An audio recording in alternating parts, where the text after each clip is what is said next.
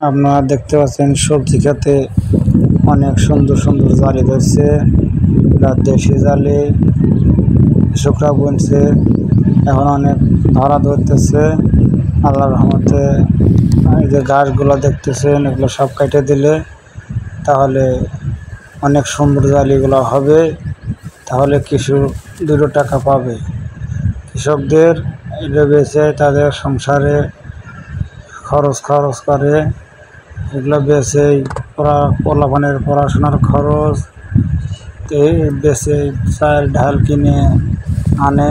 ধান ক্ষেতের বগলে সাইডে দিয়ে ভিটে বানায়া সবজি গাছের আবাদ করতেছে।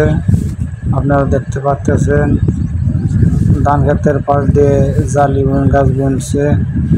জালিতে অনেক ফলন হলে বেচলে কৃষকের অনেক লাভবান হতে পারবে।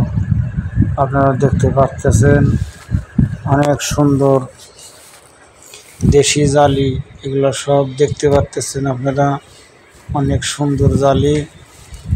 আপনারা দেখতে পাচ্ছেন অনেক মজার মজার জালি গাছ, অনেক সুন্দর দেশি জালি।